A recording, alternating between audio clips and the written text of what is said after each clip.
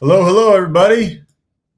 It is great to be back with you. Thank you for joining us this Wednesday night. Sorry that we're a little bit tardy, but it was because I was just getting in after backpacking all the way across Europe and finding myself and had a great time. I didn't do that. That's not what I was doing. I was over there for work, but thank you guys for hanging in there with Hammer as he went solo the last couple of weeks. But it's good to be back in the good old US of A. Great to be back with you guys. And really looking forward to a fun show tonight. Good to be back in the swing of things. I've been a little bit out of the loop with what's been going on in the SEC and throughout college football, college sports, college baseball, et cetera, but have tried to keep my eye on it as much as I could while I was overseas. But again, thank you guys for being with us. We are presented here by the Steer Agency tonight. I'll do an ad read for them a little bit later. But for now, Hammer, how you doing? Doing good. Excited to be back on. Good to have you back after a couple of solo shows, and excited for the show tonight. Obviously, you can see over there we're going to talk a little bit of Omaha. We can touch on Diego Pavia's comments, but I'm really excited to start getting into over-unders for the season because that means we are close. I don't remember the exact number, but in last week's newsletter, I did put it in there. We're 70-ish, maybe a little under 70 days now away from college football. So excited. Feels good. I once it gets to this point of summer, after we get past the College World Series, then past the Little League World Series as well, it's here. It's all football. We're ready to go. And I think you would agree with me. I'm so sick of talking about what the college football playoff format is going to be and what the calendar is going to be and all this nonsense with NIL and the House settlement. I'm sick of it. I know you covered it extensively in last week's newsletter and last week's show, and it's stuff we have to talk about. However, at the end of the day, I just want to lace them up and get on the field and play some dadgum football. So we're getting close. But for now, we also have college baseball that is tiding us over, as it always does. It's been a great season so far. We're getting close to the final here in Omaha. We actually, right now, I'm sure folks have the game on ESPN on mute between Arkansas and LSU, the rematch, as they're watching us right here. Yeah. So thank you guys for joining us, as we know that game is on ESPN right now. Definitely. I agree. You're preaching to the choir here, ready to lace them up, start talking real football. We're close, less than a month away from SEC Media Days. But, yeah, back on the baseball diamond, I mean, if you want to just hop into it, I say we dig in because I'm surprised there's anyone watching. Shout out to y'all. Appreciate y'all tuning in when that game is on. Rick and Bonnie, always here. Thank you for being with us. Good to see you again, Rick. Right. And, Rick, we got your biscuit. We'll feature it before the end of the show. Yeah, stay with us to the end.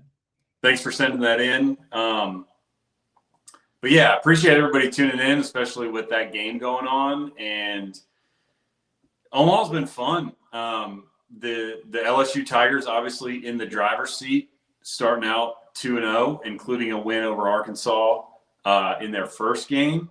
And then on the other side of the bracket, it's a real shame. I keep saying, and I don't know how this stuff is determined, to be quite frank. I don't keep up with the college baseball like seeding and how the brackets are formulated, but I was disappointed when Arkansas and Tennessee faced off in the Super.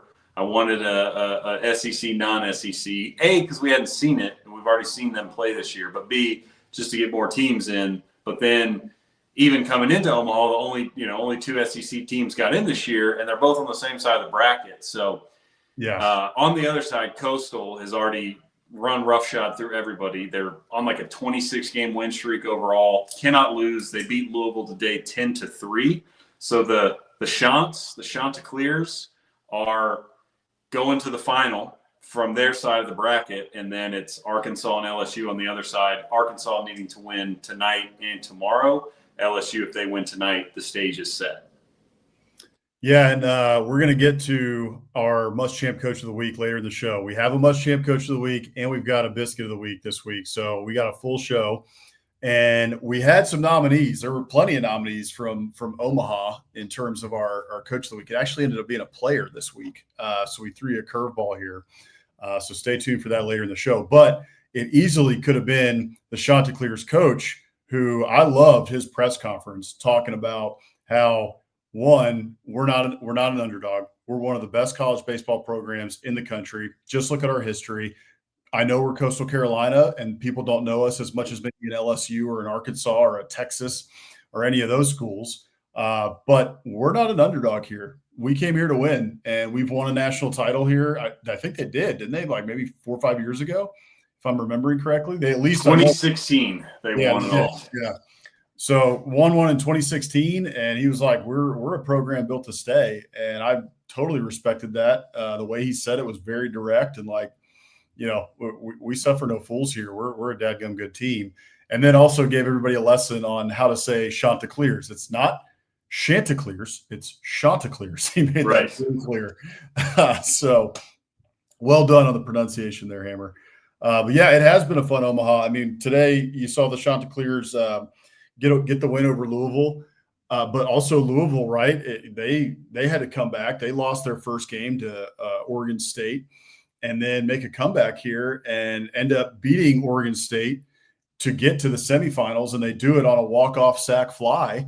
And then we also see as well, Gage Wood for Arkansas throws a 19 strikeout no-hitter that it was that close to a perfect game. I mean, he was just dealing. And if I remember right, I think that's the Kerry Wood number. 19 strikeouts that Kerry Wood had in his debut all the way back in like 1999 for the Chicago Cubs. And I remember that because I believe that 19 strikeouts tied the record for strikeouts in a game at that time. And I think still holds it.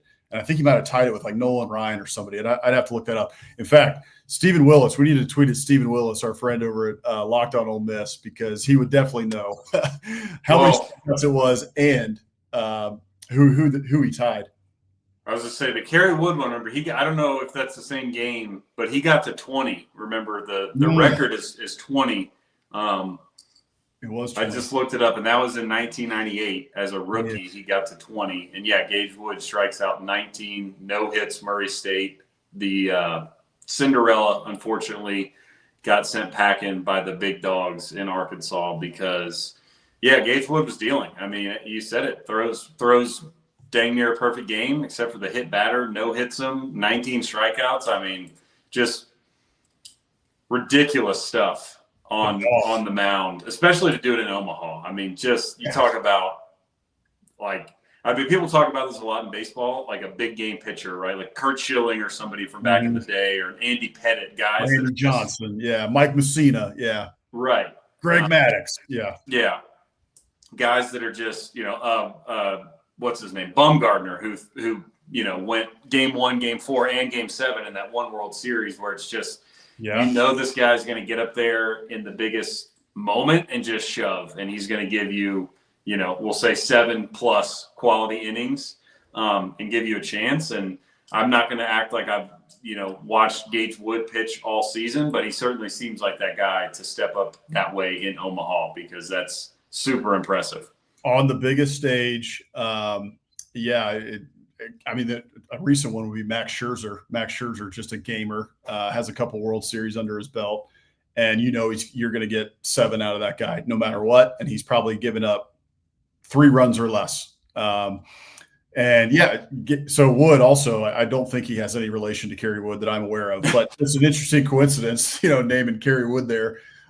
With Gage Wood, but what a performance from him. That was really, really cool to see. We will certainly be tuning in to that game tonight which is happening now. It's bottom of the first here. And I think who's up to bat? I think it's going to be LSU's up to bat. Yeah. But going to be an awesome game. Look, the other thing too, one other thing to mention about Arkansas is they went through some tough times in the middle of this year. I remember talking about it, during the middle of the season where, Arkansas's lost multiple series in a row. Like, what is going on in Fayetteville? This team was number 1 and now they're just falling. And, what the heck is going on? Are they, they're probably going to make the tournament, but are they really a threat? Like, I don't know. And they got a little bit hotter towards the end of the season. They started to turn it around a little bit. And now here they are. They're really hot at the right time. Obviously they gotta win 2 here in order to get to the final. but it's an impressive turnaround from Arkansas. I wasn't leaving them for dead necessarily, but I was, okay, they're a little shaky here. I don't know if this team really has it to make it to Omaha or to make it to the College World Series final, and they're right on the cusp. So credit to them. I think it's going to be tough to get past LSU. LSU looks pretty dadgum formidable right now. In fact, Jay Johnson looks like he might be headed to another College World Series title under his belt. So we will see. It'll be interesting. There was actually just a double hit by LSU to right field. So got it on my phone. I'm keeping you guys updated if you don't have the game on in the background. So okay, let's move on here to Diego Pavia's comments, which I think happened yesterday on the Bussin' with the Boys show. But he went on the show. I got a graphic here. I'll show you guys that has the quotes on them. I'll kind of read them off. They may be a little bit difficult to see, but he went on a couple of rants, and one of them was the Bussin' with the Boys. If you don't know that podcast, that is with Will Compton and Taylor Lewan, two former NFL players. Compton went to Nebraska, played linebacker at Nebraska, and Lewan played offensive line at Michigan.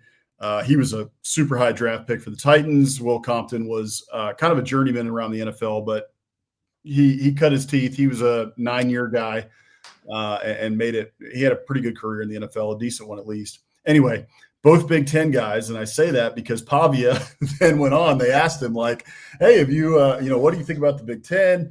And did you get any calls, like in the offseason, to transfer to a Big Ten school or to any other school? And he fired back immediately. This guy's bravado it just cracks me up. But he goes, "You want to play the best? You don't play with the Big Ten. You ignore those calls. The SEC, you got all the dogs." And he kept going on that too. He named a couple teams. He talked about how the trenches in the SEC are much more formidable than they are in the Big Ten and in other conferences, which I think is frankly arguable. I know that we've got Big Ten folks who like to watch this show at times, and I think they would have a lot to say about that, especially in recent years. But he also went on, they were asking him about Vanderbilt, and he pulled no punches. He said, Vanderbilt, this is his quote, "Vanderbilt is going to run Tennessee after this year. This is going to be the new staple of college football, and it's going to happen at Vanderbilt." Okay. We'll see, man. Those are some big – look, Diego Pavia played great last year. He was a lot of fun to watch. They tailored the offense around him. They brought his offensive coordinator with him from New Mexico State, and they had a good year. They beat Alabama, right? They go 7-5. They turn around things in Nashville. But however, to go from that to saying we're going to run Tennessee and Vanderbilt is going to be the top of college football and all this stuff, I know they're putting money into the program. I know that they have upgraded the stadium. They're doing a lot of stuff. They're really trying to invest in football. But so is every other program around the SEC, and the other programs around the SEC are putting in even more money to their program. So I really don't know that Vanderbilt is going to be running the SEC. I hope they do. I hope they keep winning. But I'm just a little skeptical. I know Diego Pavia has got a lot of bravado. So what were your thoughts on what he said on both of those fronts? Yeah, I mean, first I want to say two things, and then we'll get into it. So first of all, I haven't listened to the full interview, so I'm sure we're missing context when I just see this stuff on Twitter and social media. So I haven't seen the full thing. I don't know exactly what the full context was. And I also want to say I respect and appreciate Pavia's bravado. As you brought up, he clearly is a supremely confident, you could say arrogant or cocky, pick your adjective there, but I like that in a quarterback. He is a leader. He rallies his guys. He inspires belief in his team. And one of the things I think about that, even if the belief is outlandish, like in order to lead and inspire people, you have to actually believe what you're saying as well, right? You can't say something half-heartedly and expect guys to follow you. So I kind of like what he's doing. I disagree with what he's saying, especially that Vanderbilt's going to run the state of Tennessee and become a staple of college football. I just don't see that in any world. I mean, keep in mind, right? He's saying all this, and Vandy went 6-6 last year, I believe. Yes, he was 6-6. Yeah, so, I thought it was 7-5, but maybe it was 6-6. Someone fact check me. I thought they finished 6-6 because of the Georgia State loss. Remember the early season? They were kind of towards the end fighting for a bowl. Anyway, 6-6, 7-5, whatever it was. 7-6, but that was with the bowl win. With the bowl win. So again, this whole staple of, even like throw out all the external factors that make it up to this point impossible for Vanderbilt football to become the staple of college football, but also keep in mind they're coming off a 6-6 season. So let's just kind of pump the brakes here on this, Pavia, because Vanderbilt, Vanderbilt, I think, plays a good pesky underdog, and you go around and you say stuff like this. That's when guys actually get mad and will start throwing stuff back in your face. Like the poor linebacker from Vanderbilt from 10 years ago or whatever, who still gets memed every time Vanderbilt plays Alabama because he said, we want Bama, we're coming for Bama, and they lose 50-0. So same kind of scenario here where, look, man, I love the bravado. I love the confidence, but get ready for this stuff to be thrown back in your face when you lose this fall, because guys that play at Tennessee, guys that play at Georgia, Ole Miss, you name any SEC school, absolutely have seen these clips and absolutely are like, I cannot wait to plant that dude in the turf and send those guys packing, because Vandy, we ain't worried about Vandy. That's their mindset. And then I love the Big Ten stuff. Especially because he called out Nebraska right to Compton's face. He said, you're not getting this with Purdue or Nebraska, which I thought was hilarious. And, I think to a large extent it's true. We don't have to go down a side tangent of Big Ten versus SEC on this episode, but I do think and have thought, and I think whether it's record on the field, draft picks, we talk about all the time. All the statistics that you can kind of measure do point to the SEC being the best league. And so, look, if you want to cherry pick a bowl game score where the Big Ten beat the SEC, or you want to cherry pick a team last year like Mississippi State and say, oh, see, there, the bottom of the league's not good. That's fine. I watch most of these games every single week. A lot of these teams, even that are losing games, have very good players and do beat the crap out of one another. So I think what he's saying is largely true, because I think the Big Ten, although they've won the last 2 national titles, has some doormats. Really like what Mississippi State was this year. There's usually 2 or 3 of those in the Big Ten. So I get what he's trying to say. And again, I love the bravado. He wants to play with the best. He's ignoring the calls. I love it. There's a couple things I would say. One is on the Big Ten. I do think that the Big Ten is overall as a conference getting better, right? Indiana makes the playoff. Illinois is a much better team. Like there was a time, and this was not long ago, a couple years ago, right, where it fell off a cliff. There was 3 teams at the top, 4-ish teams at the top, and then it was just boom, off the cliff. Whereas the SEC has never been that way. Even if you're going to play an Auburn team who's down, right, you still got to get up for that game. We as Aggies know that better than anybody. That, so there was not, even if that team, right, going into that game was 500 or, a game under 500 or whatever, you still had to get up for that game. So the SEC, even the teams that weren't as good, the level of play was still much higher than the Big Ten. Though I think, as I said, I think that's changing. I think the Big Ten is investing a lot in football at these different schools. And you've added in like UCLA, who's, I guess, another doormat, really. But you've added in UCLA and USC, who do have proud traditions in football. And, maybe eventually they will get back to that. Oregon as well, right? Adding Oregon to the top of the league was a big deal. Yeah. But I get it. Look, he's an SEC guy. I totally respect that. As SEC guys, we love that too, right? Like, hey, yeah, screw the Big Ten.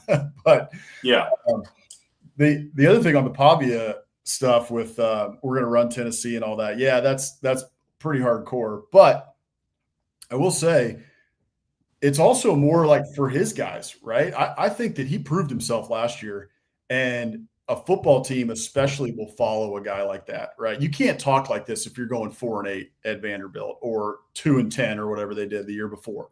If you're not winning, nobody's going to listen to you, and everyone's going to clown you for saying stuff like that. But you can't fully clown the guy for saying stuff like that, because you owned the state of Alabama last year, beat Auburn, beat Alabama. You had Texas on the ropes. I mean, you put the skins on the wall, right? Like you beat Virginia Tech. There were a couple games they lost, right? That they should have lost and were expected to lose. But at the end of the day, you finish the year 7-6. You go through and beat Georgia Tech and Haynes King in the bowl game, and you just keep hammering. That's what those guys do. They were anchoring down. They kept hammering, and I think that he's done enough to be able to talk like that, right? And he was confident like that going into last year, but no one really knew too much about the kid. And then just game after game after game, he just balled out and played extraordinarily well. They were almost a one-man show as far as, he willed them to 7 wins last year, which was extraordinarily impressive. Now, the thing with that is, okay, he's speaking to his own team in a sense as well, like trying to fire his team up, like, hey, we can do this, right? And inspire some belief, I think, in Vanderbilt. But now they got to go out and do it. And I think there's a couple things working against them. One, it's obviously Vanderbilt, and we know the history. But they also, they brought in, I think it was like 20 transfers or something, which is good. They needed it. Only one of those is a 4-star. We know that Clark Lee, obviously after last year, he gets a lot out of those kids. He develops kids well, and he pulls every ounce out of those kids. But at the end of the day, it's like Nick Saban said and so many others. At the end of the day, you're basically as good as your talent. And I just don't know if Vanderbilt's talent stacks up to go again, to 6-6, right? That's kind of the mark. Can they get to 6-6 again? Can they get over the hump and get to 7-5? I think it's going to be tough.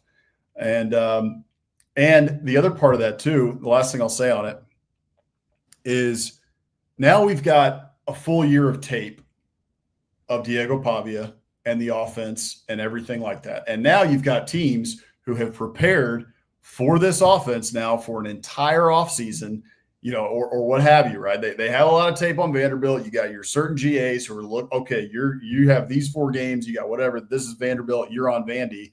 They got all this tape on can they run it back? Can they change it up enough to where do they have enough weapons for Diego Pavia? Because I think the game plan for everybody is going to be contain this kid's legs, and it's pretty much good to go, right? If we can do that, we have a really good chance. And frankly, we should probably beat these guys by 20.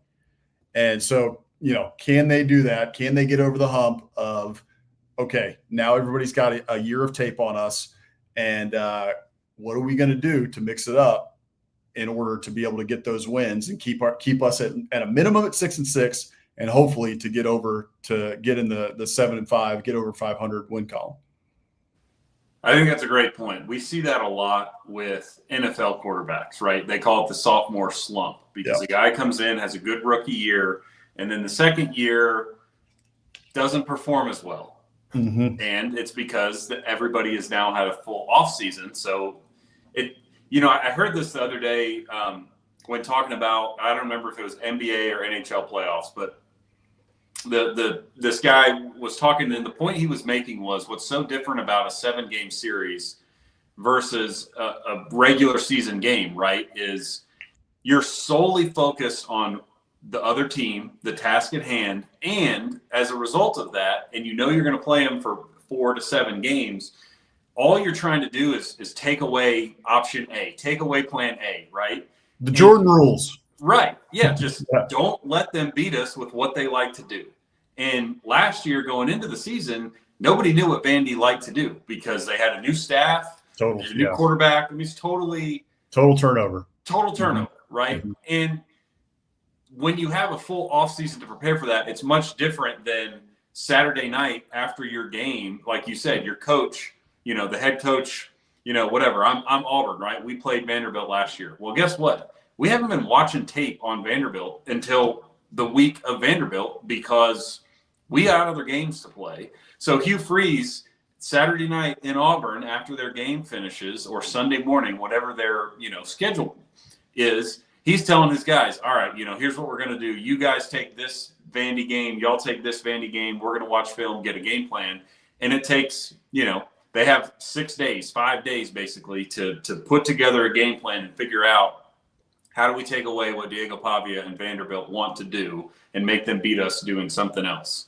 Mm-hmm. 6 days versus a full offseason is very different. And like we talked about, Vandy's not sneaking up on anybody anymore. They proved it last year. They beat Alabama. They competed with Texas. Like, nobody's taking them lightly. So they're going to get the same treatment that every other program gets, especially when there's a known commodity coming back. Like Texas, for instance, doesn't have that. I mean, there's enough game film of Arch. I'm sure people are looking at that. But, let's just say, trying to think of a Gunnar Stockton, right? Mm-hmm.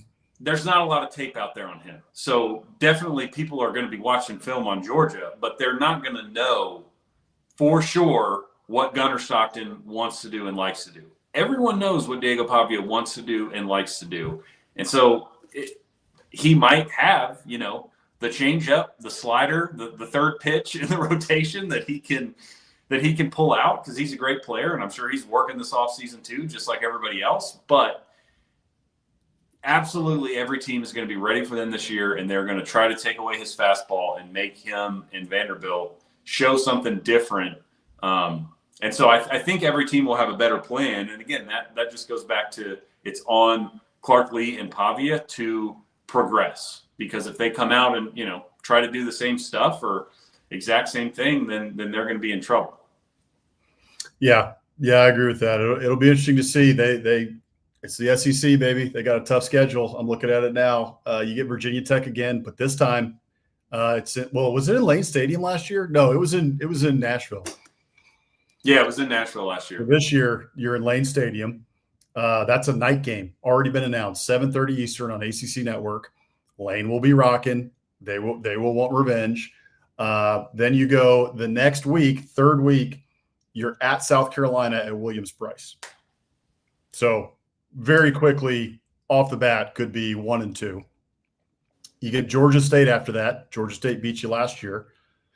So who knows? Utah State after that, and then you go to Alabama. So you go to Lane Stadium, you go to Williams-Brice, and then you go to Alabama, all before mid-October. Let's see if you got it in you, Pavia. Let's see. You're talking a big game. So I'm looking forward to watching this kid again. It's going to be fun. I am too. And one other thing I'll say before we move on is I'm looking forward to him being at SEC Media Days. I don't remember if he was even there last year. Maybe he was, but it was just, Vandy and some transfer quarterback. But now that we've seen him for a season, we know the type of quote he can be. I'm excited to see what he has to say at SEC Media Days. I'm looking forward to Josh Heupel getting asked about this as well. I doubt he'll say much. He may, have a little comment there, and I'm sure he'll have a wry smile on his face, but I'm sure he won't touch it too hard. Oh, he's a great player, But I would love, hey, look, if I'm in the SEC office right now, I don't know. I don't think it's been announced yet, because usually we cover in the newsletter as far as actually maybe it has been announced who's on what day for SEC Media Days. But if I'm in the SEC Media office, I'm making some moves to put Vandy and Tennessee on the same day. It's out there. I don't remember. Who's who. It's 4 coaches a day. Right. Let's see. I'm getting it pulled up real quick here. I know we don't have times yet, but they may have announced it already. I think they did. Vanderbilt's on day 1, so Clark Lee and Vandy, their availability is on Monday, and Tennessee's on Tuesday. Dang. Ships in the night. But anyway, that will be fun for sure to watch them at SEC Media Days because he's going to get asked about it, and he says what he thinks. So I'm looking forward to that. Yeah. But okay, let's move on now. I'm excited about this part of the show. We are going to get into some over-unders.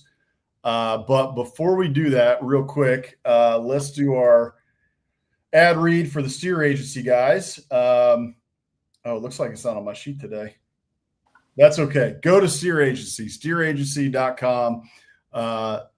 They do a good job, thesteeragency.com. They're digital marketing. They do PR, public affairs, and they've been sponsoring the show for a while. It's my company, by the way, just so you know. But we do everything you need. So if you guys need any digital marketing, you need to push your company to the next level, we can help you do that. So just let us know, thesteeragency.com. And thank you to those guys. Thank you to me for sponsoring the show. Yeah, thank you to Boss Man. And just a reminder, he just got back from an international trip, was all over the UK, London, Italy. So this is worldwide, right? So if you guys need reach across the pond, he's your man. Very prestigious, very worldwide. Yeah, this is a great agency. Yeah, and I did a lot of good networking in the hostels. So if you need any work done overseas, I'm your man. I can help you. Okay, let's move on. Let's talk some football. I am excited to talk some football here. We are going to get into our over-unders, and we're going to split this up over a couple shows. So tonight we just want to talk about 4 teams. We're going to talk about 4 of the top teams in the league and what their over-under totals are, what we're thinking they might get to, if they're going to be under that or over that, what FanDuel is saying. This with what we got our over-under totals from is from FanDuel. So check out. I think you just search FanDuel SEC odds and you'll be able to find them all. But we're going to do these over a couple different shows. So tonight we're just going to hit on 4, and those 4 are Alabama, Texas, Georgia, and LSU. So 2024, Alabama was 9-3, 5-3, probably should have been 10-2, except they went to Oklahoma and just laid an egg at the end of the season. This year, their over-under total here is 9.5, and that goes the same for Texas, also 9.5, and Georgia sitting at a 9.5 over-under total. LSU is the outlier here at 8.5. For their over-under total. Last year, LSU was 8-4, also had a couple hiccups. They were 5-3 in conference. Texas had the best record of all these, going 11-1 during the regular season because they played a candy-ass schedule. We'll delete that. Yeah, where's my Texas fans in here? I'm just trying to get you guys stirred up tonight. Georgia, it's good to be back. That's what I was feel a little spicy after being in Europe for so long and nobody could talk ball over there. They were talking about a different football. And then Georgia there, 10-2 during the regular season, 6-2 in the SEC. So let's hit the Tide first. So this is Alabama's schedule for this year, 2024. As we said, 9-3 overall, 5-3 in the SEC. Over under from FanDuel is 9.5. I got our buys in there as well. So we get 2 buys now, just like we did last year, just kind of like the NFL. And FSU to start the year, they go to Doak Campbell. I don't think anybody really thinks much of this game, to be honest with you right now. I think they think Alabama's just going to go in and roll them like they did Wisconsin last year. But I don't know. We'll see. Florida State, I think they're an enigma kind of this year, right? 2 years ago, they're on the cusp of the college football playoff. Probably should have been in. If our cousin JT is watching, he knows that I said they shouldn't have been in. And Hammer was on the train. He said Florida State should have been in. They didn't make it. But then they go 2-10 last year with DJ Ukulele, which was an absolutely terrible pickup out of the transfer portal. Everybody knew that was going to be a disaster, and it was. But this year, we'll see. They get the kid from Boston College coming in to play quarterback. They revamped. I'm not ready to give up on Mike Norvell just yet. So that's an interesting game in week 1. Then you get a cupcake in ULM. You get Wisconsin, who comes to Alabama. Then you got Georgia. You got to go to Sanford Stadium this year. Get Vanderbilt in a revenge game. Mizzou, who Alabama clobbered last year, and but they're no slouch. Tennessee, third weekend in October, third Saturday in October. We'll see how that one goes. That's going to be a great game, I'm sure. Both teams really, really talented this year. South Carolina, that's that's a tough one. Lenora Sellers is a hell of a quarterback. Had Alabama on the ropes last year, and they have to go to Williams-Brice Stadium this year. So I expect that one to be a night game. That's going to be a lot of fun. Then you get LSU on November 8th after a bye, which is nice for them. They're going to need it after going Mizzou, Tennessee, and South Carolina in 3 straight weeks. And then you get Oklahoma in another revenge game. Eastern Illinois, I am pissed off at Alabama for making me go to find their logo, for making this graphic. No, didn't even know they existed. And then I'm ready to go to 9 games in the SEC. Yeah. So we don't have to find these stupid logos. But anyway, then you cap it off with the Auburn Tigers on November 29th. And this year they have to go into Jordan-Hare, into the belly of the beast. So, Hammer, what are you thinking on Alabama? You think they're going to go over or under 9.5? What are you adding up here? Man, as I'm sure will become a theme as we go through these, not just tonight, but in the coming weeks, I think 9.5 is a great number. Yeah, looking at their schedule, I do think they'll beat Florida State. I'm not too concerned about that game. But I think, right, so let's, if you start going down the schedule and you've got 9.5 here, right? So to cash your bet, they have to get to 10. And you look, I think Georgia, obviously on the road, is a toss-up. Tennessee, they have split that over the last couple of years. So I would say that's a toss-up even at home. At South Carolina, I mean Bama, but it could happen. Against LSU at home, I lean Bama, but again, LSU could get them. I think they'll beat Oklahoma, and then at Auburn, so at Jordan-Hare, the Iron Bowl is another kind of toss-up. Again, I would definitely lean Bama, but it's the Iron Bowl. So you're going to need a lot of things to go right to get to 10, which worries me. But and obviously this, we will do like previews later on as we get closer. This is not an in-depth preview. This is just, do I think they're going to get over or under? And right now I would lean over. I think despite a tough schedule, especially with Wisconsin and FSU out of conference, so they're not really getting a ton of, breaks. I just think Kalen DeBoer's a good coach, and he's going to be in his second year. He's got his guy back at OC. What's his name? Rubs. Yeah. So he's got his OC back. I think the Jalen Milroe experience last year, as we've discussed, was just not a good fit, really, on either end. I think Milroe, talented, great dude by all accounts, but the system that DeBoer prefers to run was probably not the best fit for the system that would be best suited for Jalen Milroe. So whether it's Ty Simpson or the Washington transfer or the all-world freshman, I think it's going to be Simpson. But anyway, I lean towards trusting DeBoer, getting it right in year 2, and I kind of just lean towards the pressure, them rising to the occasion, because they went 9-3 last year. If they go 9-3 again, things will be very bad in Tuscaloosa. So I think they're going to figure it out. I think they probably lose at Georgia, and then, pick one between at Auburn, at South Carolina, or home versus Tennessee, LSU. But I think they find a way to win the rest of those games and finish at 10-2. Yeah. Before we get to mine, Rick had a good comment here, asking if the steer agency has an office in Iran. All right, we're getting geopolitical Some You know, geopolitical talk from Biscuits and SEC. Rick, we don't have an office in Iran just yet. We're looking at a beachhead in maybe Europe, but a lot of opportunity in Iran right now.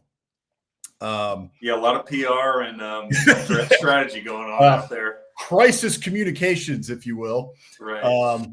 Prayers to everybody there. It's all pretty bad over there. So we do not have plans to expand to Iran just yet. In fact, I don't even know if they've got internet over there. So my digital marketing strategy probably doesn't help there at all.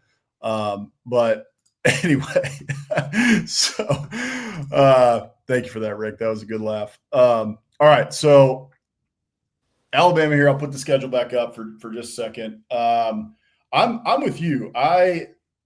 I tend to lean over here. You kind of hit all the points here. I trust Kalen DeBoer.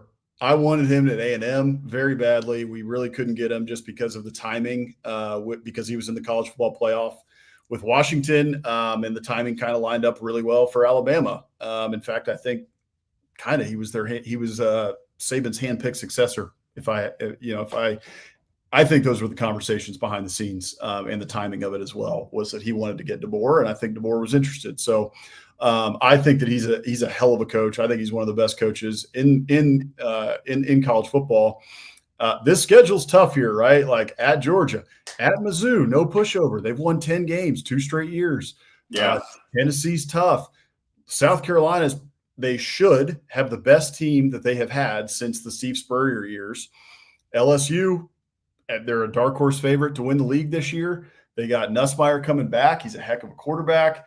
Everybody is all over John Mateer at Oklahoma. Their offensive coordinator came out last week on Saturday Down South's podcast with Connor O'Gara and said that he thinks that Mateer is the best player in college football.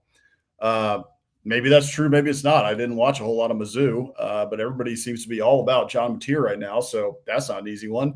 And then Auburn is always just a toss-up, right? Even if Alabama's good, Auburn always plays them tough. So, yeah, it's going to be tough to get to 10 wins here.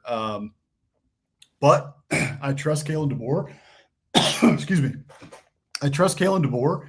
And, I also think right now, look, Ty Simpson has been there like forever at this point, right? He was a 5-star kid.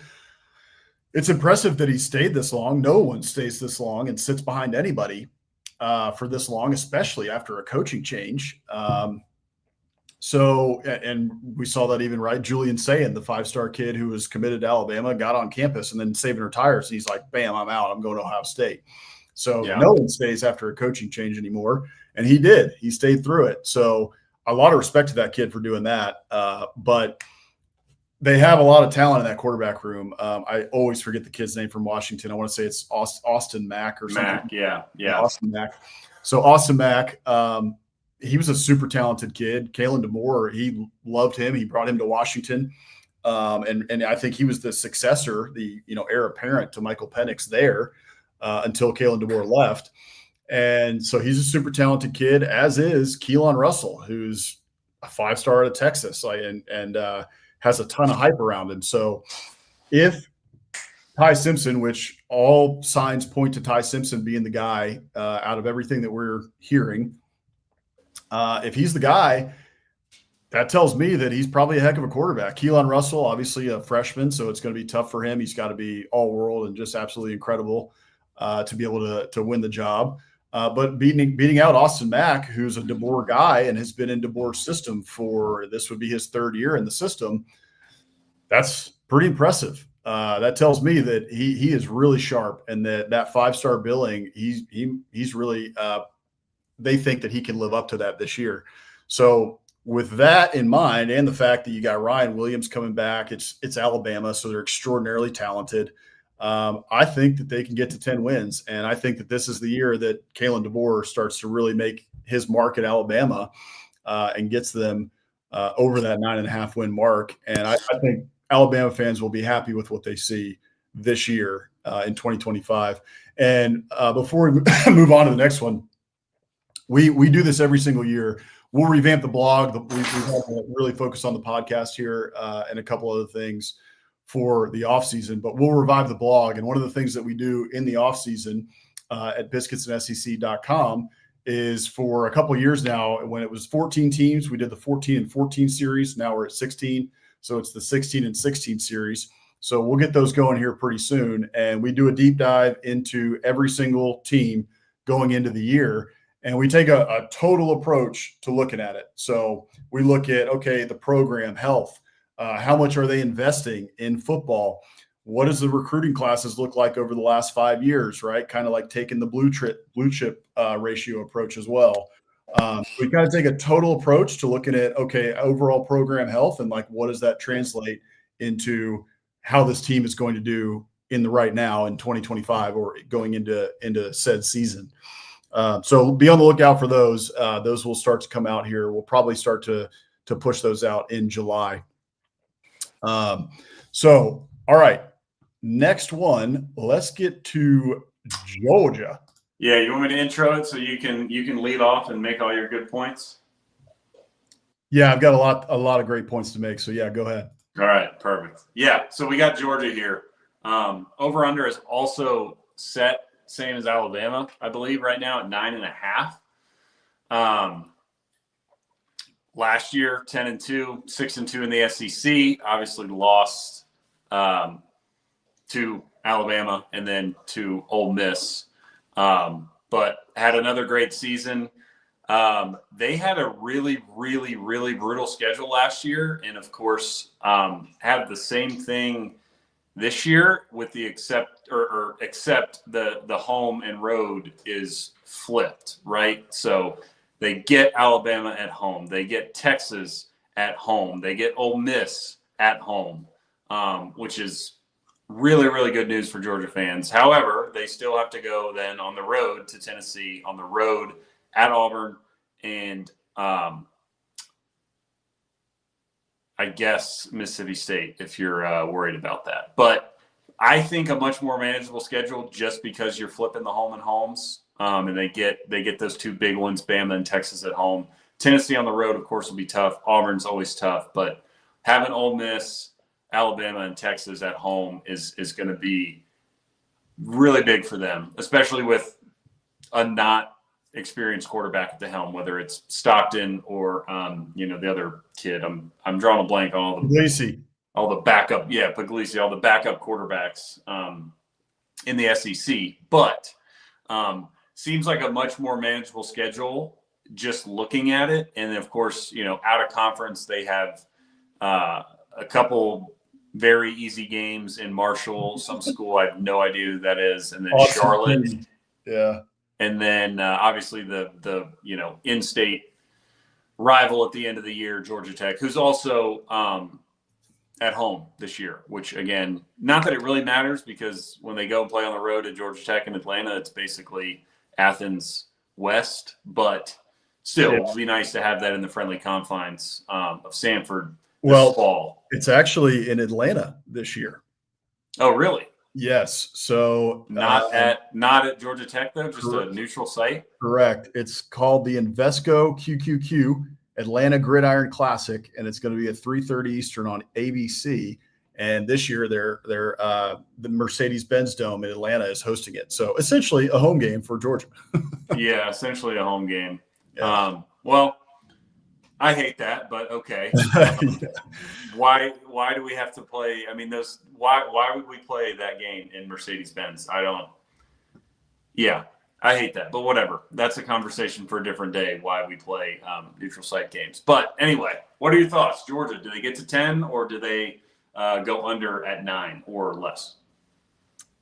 This is a really interesting season for Kirby Smart and for the Dogs because you don't have an incumbent quarterback coming back like you've had recently with Stetson Bennett, and then eventually over the course of 2 years, Carson Beck. And Carson Beck had been in the system for a long time, right? He'd been behind Stetson Bennett for a couple years, and then he got his chance. So now you've got Gunnar Stockton, who it looks like it's probably going to be Gunnar Stockton.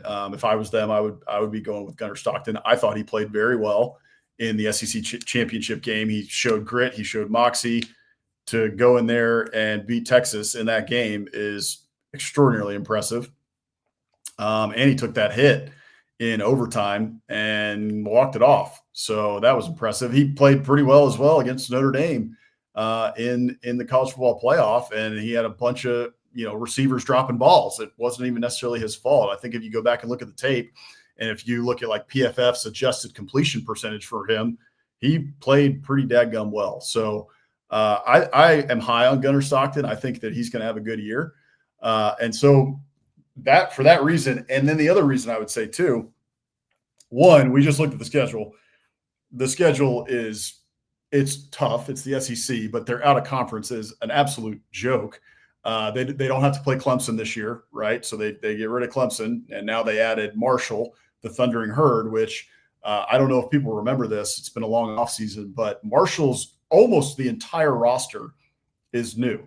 They made headlines because their whole roster pretty much went into the transfer portal after they had a coaching change. And so the whole, so much change and roster turnover has happened at Marshall. Not that Marshall would have had a chance to beat Georgia anyway, but Georgia could win this game 77-0, I think if they wanted to. Week 1, completely new roster, new coach, all that stuff.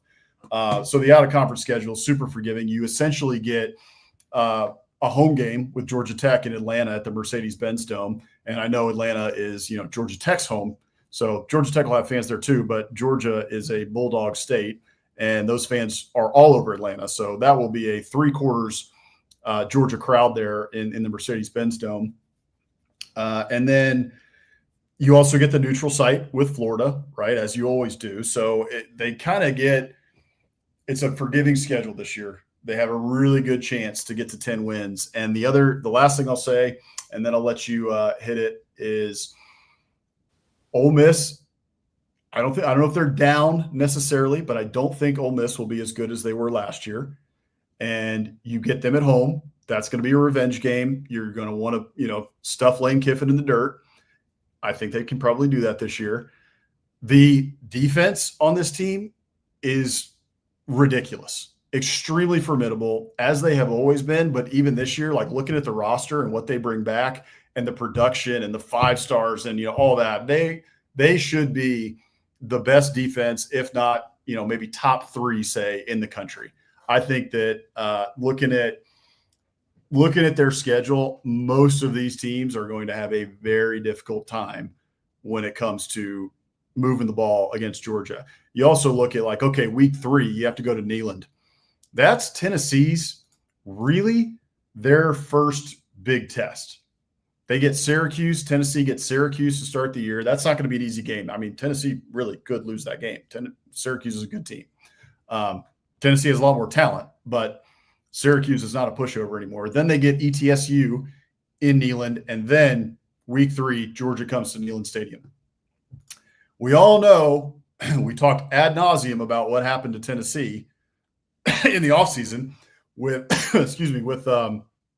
Nico leaving and with the new quarterback. I can't remember his name right now, the App State kid who came in. Joey Aguilar, who was the trade with UCLA because he was App State, went to UCLA, then we essentially traded Nico for Aguilar. That game just doesn't look as scary anymore in week 3, right? So there's 3 wins right off the bat. Alabama, you get at home, which is really nice. I think you probably win that game. Kentucky, I don't think it's going to be very good again this year. You get Auburn, you got to go to Jordan-Hare. And then you get an Ole Miss team that, again, shouldn't be as talented as they were last year. Florida, that one's going to be interesting.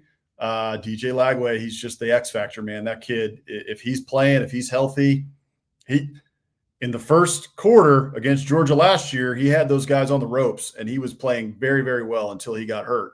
So, that's an interesting game for sure. Mississippi State, win. Texas, close. And then you get Charlotte and Georgia Tech. So I think 9.5 is low. If I was Vegas, I'd probably set it at 10. But I think they're going to hit 10 wins. I think that this Georgia team is going to be right back there competing for a national title this year. I agree. I don't have a ton of other points to make. I echo your sentiments that I am a believer in Gunnar Stockton. I don't think he's going to be a Heisman Trophy winner or, all conference type of guy, but I think he's going to be a very solid quarterback that takes care of the football, can do a little bit with his legs, and is just going to be a good fit in their system. And I trust their defense. I trust Kirby Smart. I think Gunnar Stockton realistically is going to be better than Carson Beck in a lot of respects. The Beck that we got last year, he was absolutely shooting Georgia in the foot for like half the season with just interception after interception after interception. And, Georgia, for all the whatever you want to say, hoopla or what's going on in Athens, you take a step back, take a deep breath, look around and go, oh, they finished 10-2 and made it to the second round of the college football playoff. So I think you're right. I think it's a difficult schedule, but I just trust them to get to 10 with this. I think their defense is going to be phenomenal. I think Gunnar Stockton will be good. And I will add, the only thing really that you didn't hit on that I think is worth noting is Zachariah Branch and Noah Thomas out of the transfer portal. So, for quite a long time, most of Kirby's tenure, other than Brock Bowers, they haven't had a ton of, big-time weapons. And there's a reason both those guys transferred. I'm not saying that Noah Thomas or Zachariah Branch, production-wise, have done a ton in their careers, but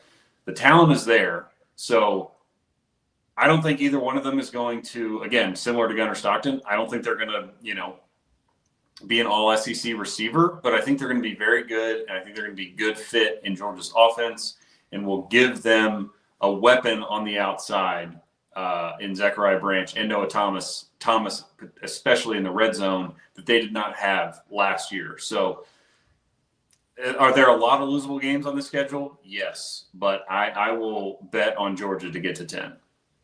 Yeah, I agree. And like I mentioned, that yes, it's a tough schedule, but at the same time, you look at it and you're like, this is pretty forgiving. And there's Ole Miss, talent-wise, should be a little bit less than they were last year.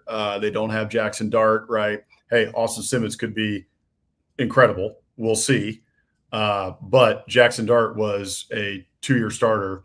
And they were very, very talented last year. And I don't think Ole Miss is going to be as good this year as they were last year. I think Georgia will get to 10. The last thing I'll say on this, we got to kind of push through these last few pretty quickly here because I know that you have to get somewhere. And we have we're just good at this. We talk a lot, but Noah Thomas, we know a lot about Noah Thomas as Aggies, right? And that kid is a dog. He's a damn good receiver, and frankly, he had no help. He had no help at A&M. Every single year that he was there, he had 2 or 3 quarterbacks, depending on the year, because kids were getting hurt. He had no consistency there. I think he has all conference potential for sure if he's got one quarterback, Gunnar Stockton, and they ride it through the end of the season. I think you'll see his stats really jump off the page. Actually, he easily could be Georgia's leading receiver next year because go look at his stats at A&M. They don't jump off the page. But you look at his intangibles, and then you look at the potential. You see some of the catches he made, some of the tape, some of the highlights. That kid's got it. So that was a huge pickup out of the transfer portal. I was sad to see him leave A&M, but I understand. Yeah. So, all right, let's move on quickly here to Texas. They get one right out of the gate, man. They got to go to Columbia. So they got to go to Ohio State. They got to play in the Horseshoe. And then they got San Jose State. They got UTEP. Then they got Sam Houston State trying to build up their candy-ass reputation. And then Florida at Florida. That's going to be a tough one. Always neutral with Oklahoma in Dallas. And then Kentucky. Then you go to Mississippi State. Then you got Vandy. And then you get Georgia. You got to go to Georgia. Then you get Arkansas, which typically plays Texas pretty tough.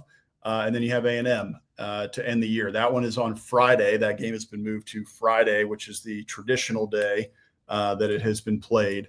And that's wrong. So A&M is going to Austin this year. So what are you looking at here for the Horns in 2025? Do you think they make it over 9.5, which is what FanDuel has them at? No, I don't.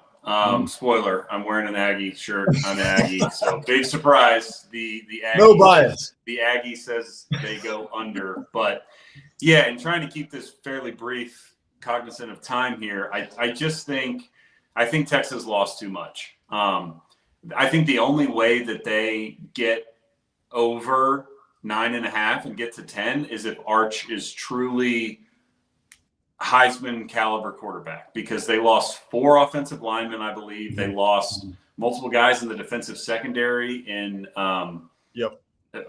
his name's not Emeka Egbuka, but something like that. John A. Barron. So they lost a lot on the back end on defense. I think their front 7 will be good, but they still lost 2 interior D tackles. So, yeah, and they lost a ton at receiver. I mean, they had a first rounder in Matthew Golden go. Xavier Worthy also gone. Or he's gone 2 years ago. I'm thinking of the Isaiah Bond also gone. So I know they have a very talented roster. I don't think they have enough experience with this schedule. I mean, I look at this and I think they lose week 1 at Ohio State. I know Ohio State also lost a bunch, but I don't think bringing a first-time starter in Arch, although he's played enough, but a first-time starter with 4 new offensive linemen into the horseshoe is going to be a good fit. I think they lose that. And then I think when you look down the rest of their schedule, at Florida, the Red River game against Oklahoma, the shootout, at Georgia, and then the rivalry at the end of the year against A&M, I think all of those games are quite losable. I just said I think Georgia beats them. So that's 2 losses at Ohio State, at Georgia. So from there, they just need to drop 1 to Florida, Oklahoma, or A&M, and I think that they probably will. So I'm going to pick the Horns to go under this coming season. And again, finish 9-3. Like, I don't think they're going to fall off a cliff. I'm not that big of a anti-Texas homer, but I do think 9-3 with what they lost is pretty realistic with that schedule. I would push back in one area. I agree that they lost a lot, but this Texas is built like the old Alabamas. They reload. They didn't do a whole lot in the transfer portal this year, which was interesting.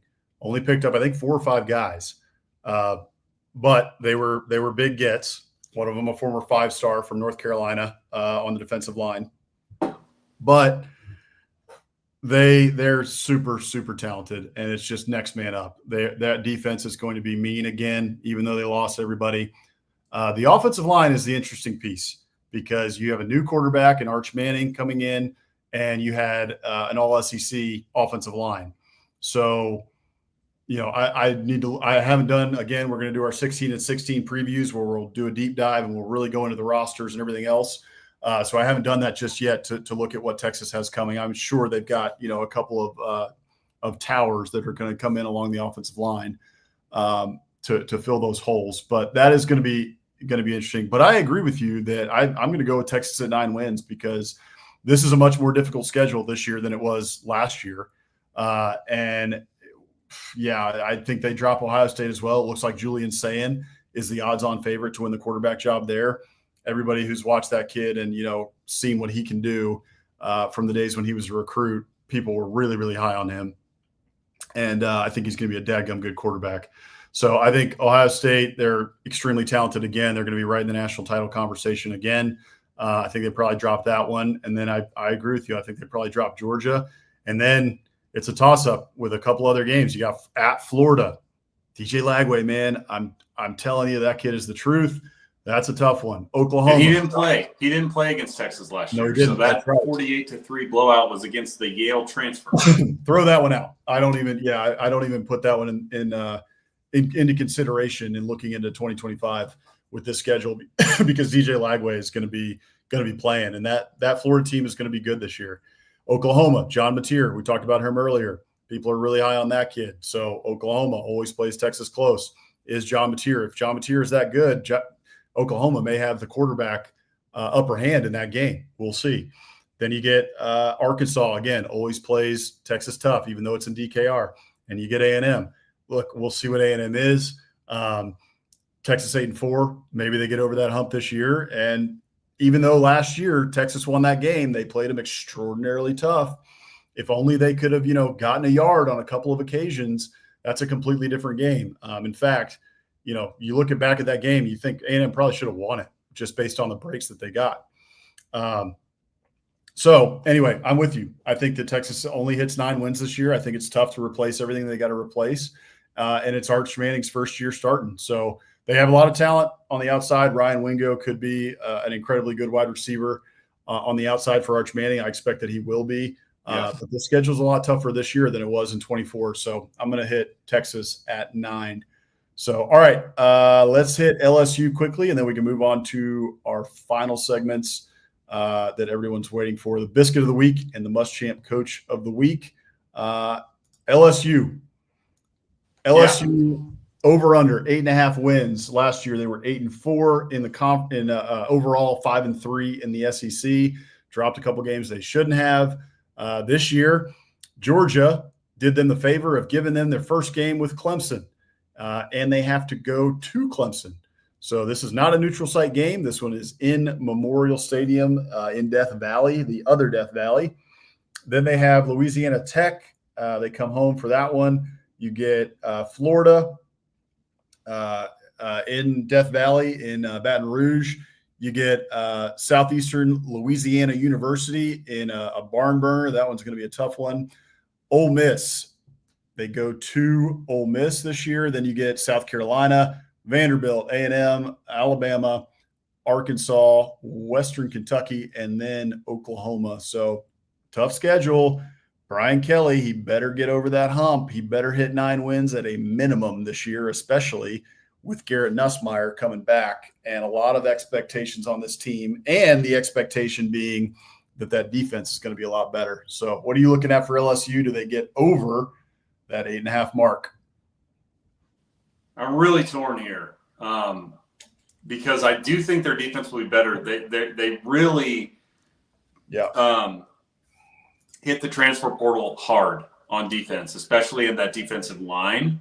And I do think Blake Baker is a good D coordinator. So I think his second year, I think their defense is going to be better. But ultimately, I'm still going to go under here. And a lot of that hinges on, I think they lose to Clemson week 1. I think Clemson is going to be really good this year. And Brian Kelly doesn't win week 1 games at LSU. So until he does it, why would I pick him to go on the road at night in the other Death Valley and beat what I assume will be a top 10 team in Clemson to start the year? Because, again, Clemson will be very good. We're not an ACC podcast. We're not going to do a preview, but just look up what they have coming back. And I think you'll agree with me that the Tigers will be very good. So I think they lose that game. And then, again, from there, I guess that means they got to lose 3 more. But I think at Ole Miss, very tough. Home versus South Carolina, very tough. At Vanderbilt, you never know. Home at A&M, we never beat them in Death Valley, so I think I'll lean LSU there. But then they go at Alabama, home against Arkansas. That's a tough game. And then at Oklahoma, I think there's 4 losses on that schedule. And part of the reason I think that is because aside from I think their defense being better, I need to see a lot more from Garrett Nussmeier. And just like Texas, LSU is replacing a lot on the offensive line too. I think 3 or 4 starters gone to the NFL. They couldn't even run the ball with those guys. I just don't – it's hard for me to say that because I do think Kelly's a good coach, and I think they have a pretty good, team, and I think their defense will be better. I struggle to see them really taking that step when I don't think their offensive line is going to be very good. I don't think they're going to run the ball very well. And you look at that schedule, I mean, that's tough. Oklahoma on the road could beat them. Ole Miss on the road could beat them. I think Clemson will. So I think they're going to go 8-4 again and be pretty disappointed. And quite possibly, I don't know, what the contract stuff is with BK because our good buddy, former Aggie, Scott Woodward, who gave Jimbo the fully guaranteed 10-year deal, also gave it to Brian Kelly. So unless they want to pay a Jimbo level buyout, I don't know if he's going to get fired, but I think they go 8-4 this year. I could see it. I could definitely see it. Looking at that schedule, pull it right back up here. Yeah, it's not going to be easy. And you also got to think about, look, Florida, you get Florida at home. That's nice. Yeah. Florida beat you last year. Florida beat you 27-16 last year. And they got DJ Lagway. I keep talking about it. DJ Lagway, he's the truth, man. That kid is unbelievable. Yep. So you can't discount Florida there in week 3. And Clemson, I'm with you. Clemson is number 2 in the country preseason. I think they're going to be in the national title conversation all year. We know the ACC schedule. It's not as tough as the Big Ten or the SEC. Clemson's schedule is basically LSU. Then I think they have SMU this year. And they've got Pitt, and maybe one other one. And so they've got like South Carolina. They're going to have to play South Carolina at the end of the year. So they got like 3 tough games. And I'm sure, they're going to get pushed by Syracuse or somebody, right? Every year, NC State or somebody pushes them to the wire and either clips them or Clemson escapes. But I think that Clemson's going to be really, really good this year. So coming out week 1 with Cade Klubnik versus Garrett Nussmeier, that is a massive matchup. That one's going to be so much fun. I literally am getting goosebumps and getting giddy thinking about that one. But yeah, Ole Miss, you got to go there. South Carolina, God, even South Carolina, man, that's a tough game. They should have lost that game except for an SEC ref last year, which would have then made them 7-5 overall. My gosh, can you imagine if they'd gone 7-5? A&M going to be tough, like you said. Don't really win in Baton Rouge, so I would give the LSU the edge in that one. And then it's just tough games, kind of all over, right? You got to go to Alabama. Alabama beat your doors off in Baton Rouge last year. So now you got to go to Tuscaloosa. That one's always tough. So I think that I'm going to give them 9. I think they'll get to 9. I think they have a more talented team this year than they did last year. And I especially think that on defense. I trust Blake Baker. I think he's going to get things right. I think I said this last year, right? Going into this year, right? Blake Baker's first year in Baton Rouge, said Blake Baker is going to get carte blanche. Do whatever you want. Go get whoever you want. Get them all out of the transfer portal. And that's exactly what happened. Yeah. They went into the transfer portal and they scooped up every transfer they could who was 4-star, or above, or a high 3-star in order to bolster that defense. And I think that defense is going to be a lot better. So I think they get to 9. I think they're able to get to 9 this year. It's not going to be an easy road without a doubt. But I think with Garrett Nussmeier, with the experience he has, I think he takes a step up this year. He was very good last year, but under pressure is when he had a lot of trouble. And I think he's had an offseason to work on that. I think he's probably been working on his footwork, figuring all that stuff out, figuring out his checks. So with one more year under his belt, I think he's going to take another step up this year and solidify himself as a top 10 quarterback going into the NFL draft. So with that, I think they're able to get to 9. They're going to have to squeak a couple out, but I think they can do it. All right, our first disagreement there. Yeah, just by a hair, but I think LSU is able to do it. All right, let's finish this off. We are way over time. Free football here at Biscuits and SEC, per usual. So, biscuit of the week. We got a good one, man. We got a user submission here. A Biscuits and SEC regular, Rick and Bonnie. Rick gave us his biscuit of the week. Hammer, you put this one together. I will let you take it from here. Yeah, so shout out to Rick and Bonnie, faithful viewers of the show.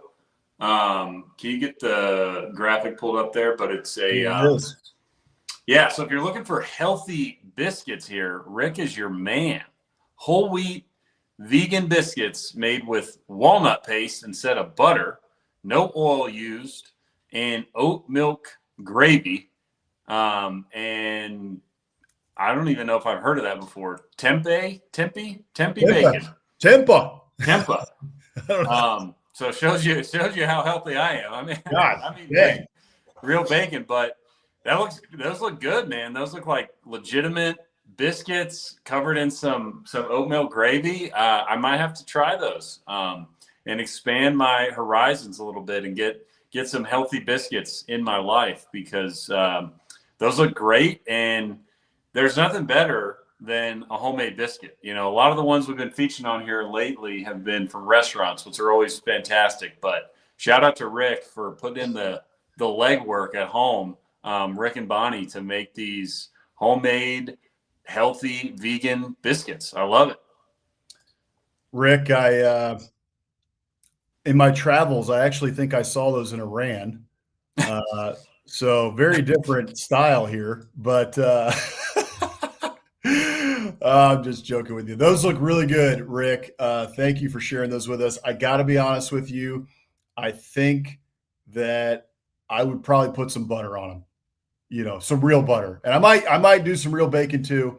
That's just me, but the biscuits do look fantastic and very healthy. That whole plate was super healthy. So good for your heart. And I certainly need that. So thank you for sharing that with us, Rick. We appreciate it. If you do have a submission and want to be featured on the show with your biscuits, whether they're vegan biscuits or slathered in butter or gravy or what have you, we would love to feature them on the show. So you can DM us at Biscuits and SEC on Twitter or on Instagram. And you can also send us a submission to contact@biscuitsandsec.com. Again, contact@biscuitsandsec.com. Okay, let's move on here to our final segment, our Muschamp Coach of the Week. And this one is actually not a coach this week. It's a kid, a player, a student athlete.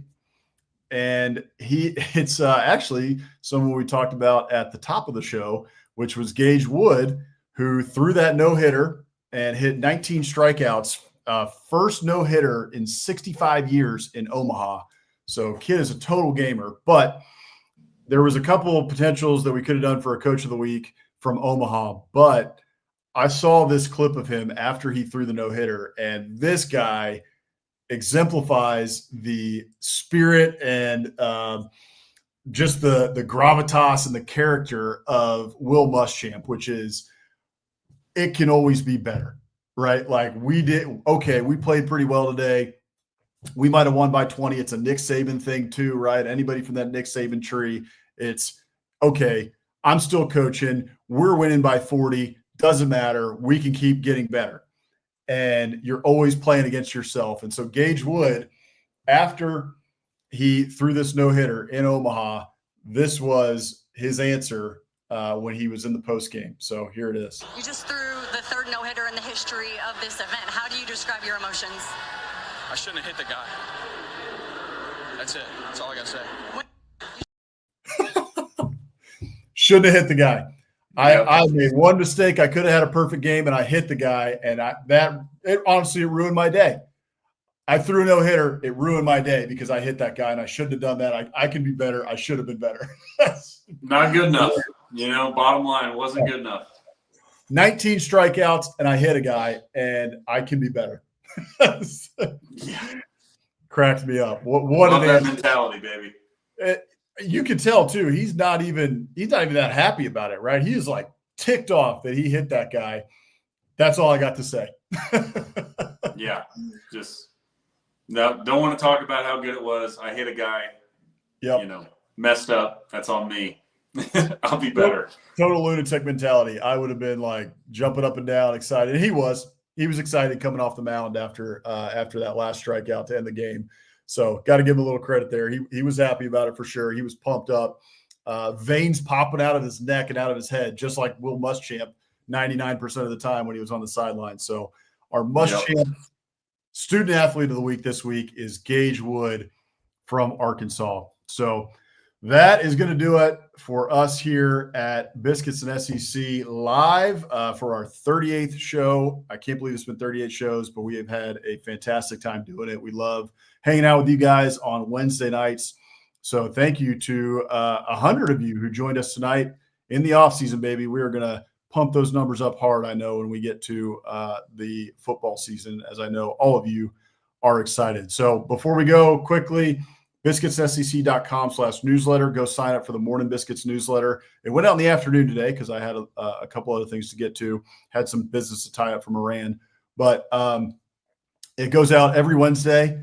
in the off season, written by myself or by Hammer, depending on the week. And then during the season, it comes to you on Monday and Friday. And we're talking everything SEC, everything you need to know about what's going on around college football, around college sports, and around the best conference in the land. So be sure to go sign up for that. And you can also follow us at Biscuits SEC across platforms. And you can always drop us a line, contact at Biscuits SEC to give us any feedback. So thank you guys again for tuning in. We appreciate it. Great to see all of you. It's great to be back.